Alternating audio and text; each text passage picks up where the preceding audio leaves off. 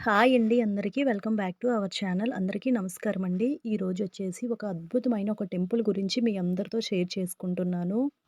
Video అయితే skip చేయకుండా చూడండి. నాకు తెలిసిన వరకు నేనైతే చూపిస్తున్నానండి. ఈ టెంపుల్ వచ్చేసి విజయనగరంలో ఉగుంపేట అనే ఒక ఏరియాలో అయితే ఉంది.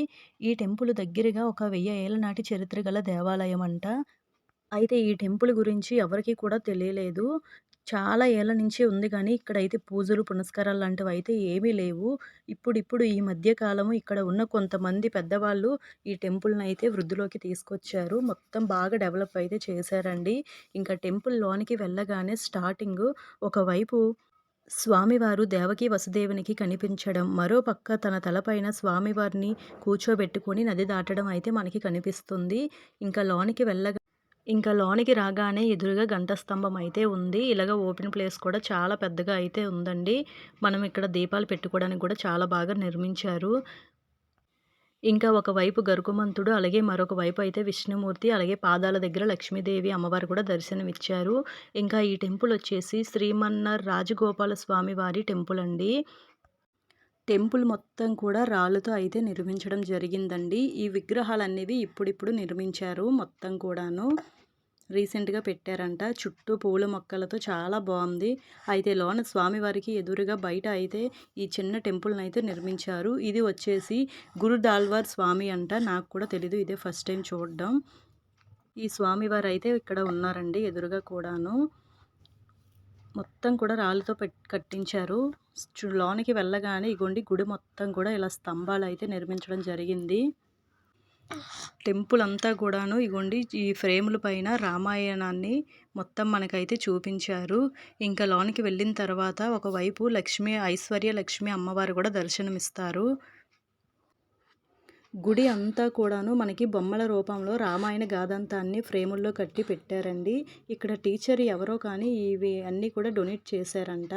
ఇంకా ఇక్కడొచ్చేసి జగన్నాథ స్వామి వారు కూడా దర్శనమిచ్చారు. నిజంగా చాలా గ్రేట్ కదండీ! ఎవరో గాని చాలా బాగా అయితే ప్రతి ఒక్కరికి అర్థమయ్యే రీతిలో అయితే ఈ రామాయణాన్ని ఇలా ఫ్రేముల్లో చాలా బాగా పెయింటింగ్ అయితే ఏసి చూపించారండి. చిన్నపిల్లలకి వాళ్ళకి కూడా చాలా బాగా అర్థమవుతుంది. ఇంకా ఇదొచ్చేసి నాపరాయండి. స్వామివారికి గంధం తీయడానికి ఇక్కడ ఇలాంటి నాపరాయిలు కూడా ఉన్నాయి. ఇవన్నీ కూడా మనం ఇప్పుడిప్పుడు చూసి తెలుసుకోవాల్సినవండి. ఈ రామాయణ గాథంతాన్ని ఈ చివరి నుండి ఈ చుట్టూ కూడాను మళ్ళీ ఆ చివరికొచ్చినంత వరకు కూడా చాలా బాగా వేసి చూపించారు. నేనొచ్చేసి రాత్రి 8 గంటలకైతే వెళ్ళానండి. అంత చీకటిగా ఉంది. కానీ చాలా ప్రశాంతంగా చాలా బావుంది. మార్నింగ్ టైంలో అయితే ఇంకా బావుంటుందండి. ఇంకా గుడి మొత్తం కూడా రామాయణ అవతారం, కృష్ణావతారం, స్వామివారి లీలలు అన్నీ కూడా చాలా చక్కగా చెక్కడం అయితే జరిగింది. గుడిలో అక్కడక్కడ కొబ్బరి చెట్లు, అలాగే పెద్దవాళ్ళు ఎవరైనా కూర్చోవడానికి చైర్లు కూడా నిర్మించారు. చాలా వరకు ఈ టెంపుల్ గురించి ఎవరికీ తెలీదండి. ఇక్కడ ఎవరైనా దగ్గరలో ఉన్న వాళ్ళైతే కంపల్సరీగా ఈ టెంపుల్‌కైతే ఎళ్లి స్వామివారిని దర్శించుకోండి. ఇంకా ఈ టెంపుల్ మా చిన్నప్పటి నుండి మేము మా పిన్ని వాళ్ళ ఇంటికి, అలాగే వాళ్ళ షాపుకి మధ్యలో అయితే ఈ టెంపుల్ ఉండేది. కానీ మా ఎవరికీ అంతగా తెలియలేదండి. ఇలా ఉంది అని చెప్పేసి. తర్వాత ఈ టెంపుల్ డెవలప్ చేసిన తర్వాత ఇప్పుడిప్పుడు చాలా వరకు జనాలైతే వెళ్తున్నారు. ఇంకా లోనికి వచ్చిన తర్వాత ఒకవైపు అయితే మనకి వెంకటేశ్వర స్వామి వారు కూడా దర్శనమిస్తారు. ఇంకా స్తంభాలు మొత్తం కూడాను వెంకటేశ్వర స్వామి నామాలతో అయితే ఉంటాయండి. చూసారు కదా! ఎంతో అందంగా అయితే ఉన్నారు. ఇంకా మా పిల్లలు కూడా ఇక్కడ చాలా బాగా అయితే ఎంజాయ్ చేశారండి. మా బాబు మొదటిసారి ఈ టెంపుల్‌కైతే రావడం. నేనైతే మా పాపని తీసుకొని చాలా సార్లు అయితే వచ్చాను.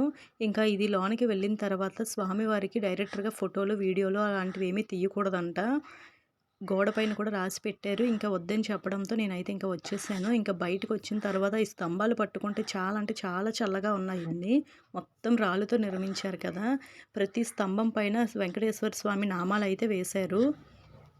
సాయంత్రం వేళల్లో చిన్నపిల్లలకి కూచిపూడి, భరతనాట్యం ఇలాంటివి కూడా నేర్పిస్తూ ఉంటారంట. ప్రతిరోజు కూడా 7-8 వరకు ఇవన్నీ కూడా నేర్పిస్తూ, అలాగే డాన్సులు అన్నీ చేయిస్తూ ఉంటారంట. ఇంకా బయటికి వచ్చినప్పుడు పునర్దర్శన ప్రాప్తిరస్తు అనేసి అయితే ఇక్కడ ఉంది. చూశారు కదండీ! ఈ గుడి అంతా ఎంత ప్రశాంతంగా, ఎంత అందంగా ఉందో కదా! నాకైతే చాలా బాగా నచ్చిందండి. ఇంకా బయటికి వచ్చేసరికి బయటన కూడా చాలా విశాలమైన స్థలం అయితే ఉంది. లాస్ట్ ఒక 2 ఇయర్స్ బ్యాక్ మా అన్నయ్యకి మ్యారేజ్ కూడా ఈ గుడి దగ్గరే అయ్యిందండి. బయటన ఉన్న ప్రదేశాన్ని అయితే మనకి పెళ్ళిళ్ళకి ఇవ్వడం అయితే జరుగుతుంది. ఇంకా స్టార్టింగ్‌లో చూసినప్పుడైతే ఈ ఏనుగు పైన ఎవరో కూర్చున్నట్లే అనిపించారు. అంత బావుందసలు. ఇవి విగ్రహాలు అంటే నమ్మరు. దూరం నుండి ఎవరైనా చూస్తే సడెన్‌గా కంపల్సరీగా మనుషులనే అనుకుంటారండి. అంత బావుంది. గుడి కూడా చూసారు కదా! నైట్ టైమ్ తీయడం అనుకుంటా. ఇంకా బాగొచ్చింది. ఎవరైనా దగ్గరలో ఉంటే స్వామివారిని దర్శించుకోండి. ఇటువైపు పార్కులా కూడా నిర్మించారండి చిన్న పిల్లలు ఆడుకోవడానికి. ప్రతిరోజు సాయంత్రం 4 గంటల నుండి పార్క్ అయితే ఓపెన్ చేసే ఉంటుంది. మరొక పక్క శంఖంలో కృష్ణుడినైతే దర్శనమిచ్చారు. ఎవరైనా ఛానల్ ఫస్ట్ టైమ్ చూస్తే సబ్స్క్రైబ్ చేయండి. అలాగే వీడియో నచ్చితే లైక్ చేయండి.